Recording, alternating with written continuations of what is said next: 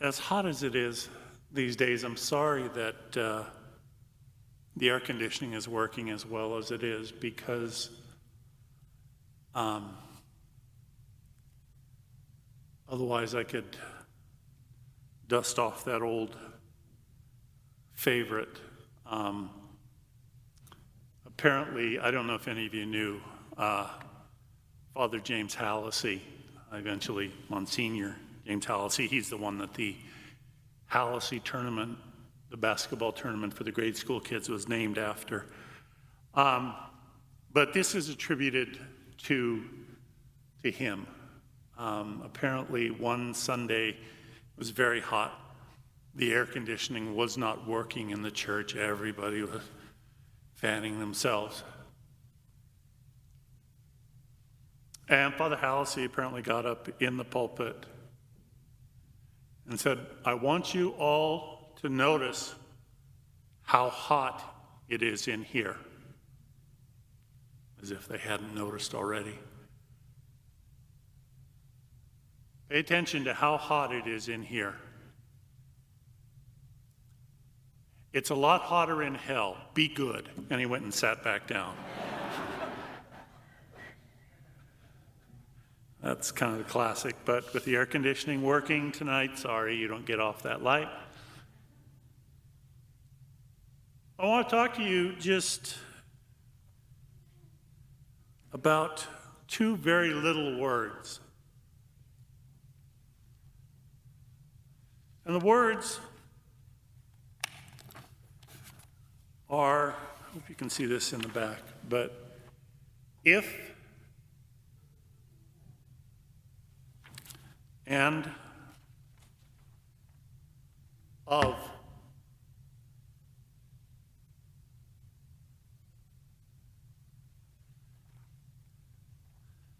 They both have to do with that second reading that we heard tonight.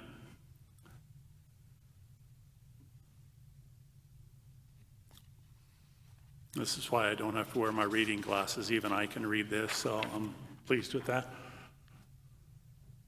This one is simply for clarification. St. Paul writes, "I believe that nothing will separate us from the love of God that comes to us in Christ Jesus." And I was reading a commentary this week that said we've got to be clear as to how we're using this word "of," because we can have a sense, oh yes, I am filled with the love of God. I love God so much. Nothing will separate me from the love that I have for God. That's not what Paul is saying. His "of" is talking about nothing will separate us from the love that God has for us.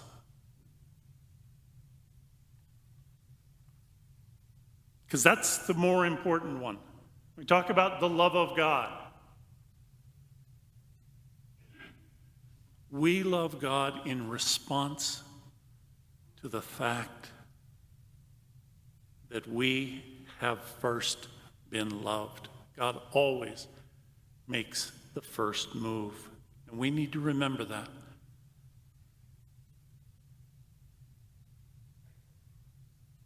There is nothing that we do out of love that is something where we're starting the process with God. He's always willing to accept and to embrace us. And it's when we know that, and Christ came so that we would know that, it's in that that we can respond in love, caring about others, being concerned about those who are in need, wanting, we call the common good.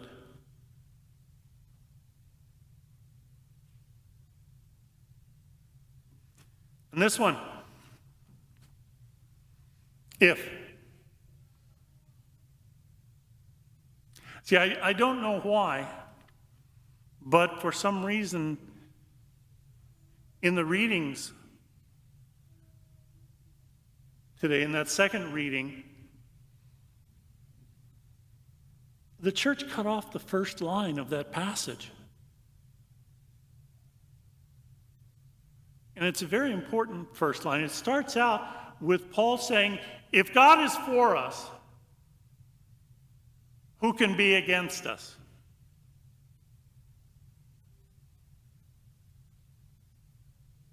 And Paul is presenting this as a question, but it's something where for him the answer is obvious. Well, if God is for us, then it doesn't matter who's against us. Not that important.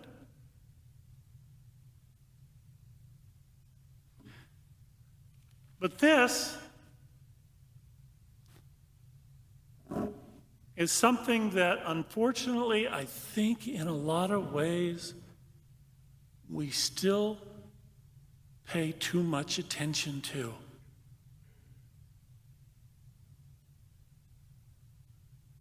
It's long been my suggestion that when we read that line,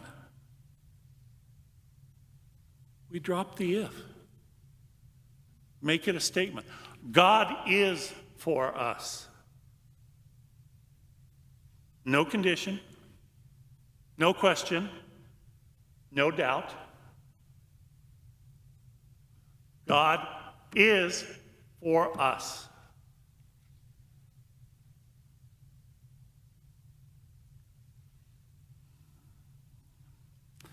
We have a hard time accepting that. We still have to grow in faith. One of my favorite quotes said, faith is learning to accept acceptance. And another one said, faith is not knowing the catechism.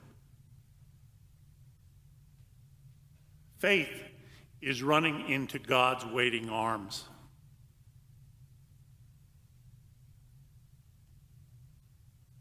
The willingness to accept that God is far greater than we can imagine. That any ways that we try to describe God or explain God will always fall short.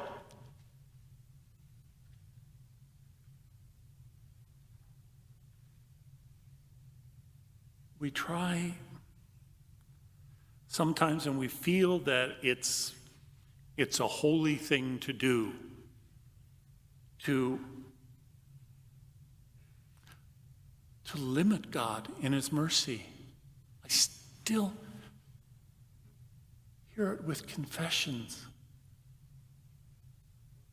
So many come in and they're so worried about offending God, that God is disappointed with them because they're not who they should be.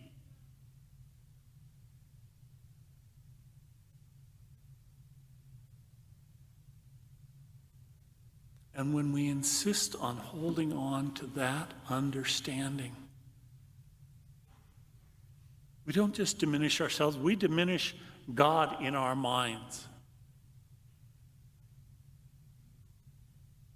Because we insist on holding on to this notion that God is somehow defined by our pettiness. And salvation then becomes something that we have to earn. I have to be good enough. When God says to us, you already are. I have to earn my salvation, when in fact I can't. It is God's gift, and it is a gift that is freely given. It is not a wage. That if we have earned enough gold stars, we get.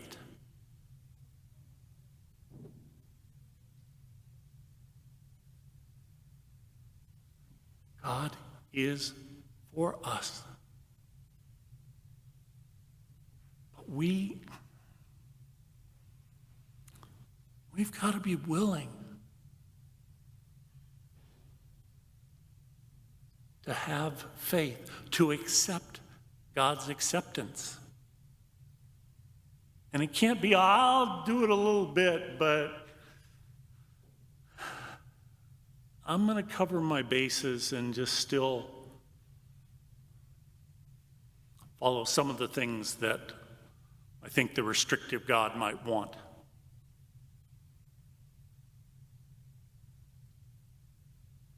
You've heard the expression, a leap of faith. You know, leaping into God's awaiting arms.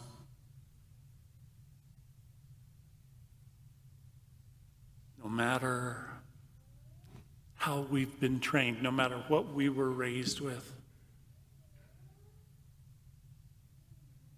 we have to take that leap of faith to truly get a sense of how precious we are to God.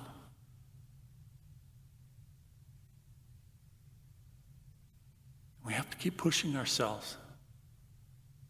The old expression, you can't jump a 20-foot chasm with two 10-foot jumps.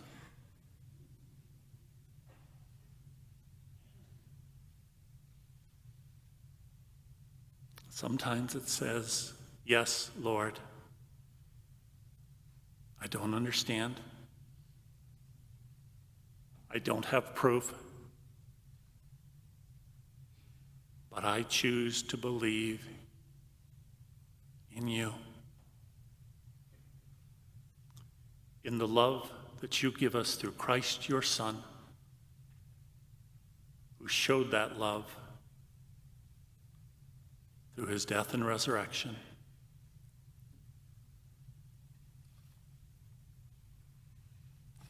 Maybe if we're still hesitant about even wanting to believe, maybe it's time to take our if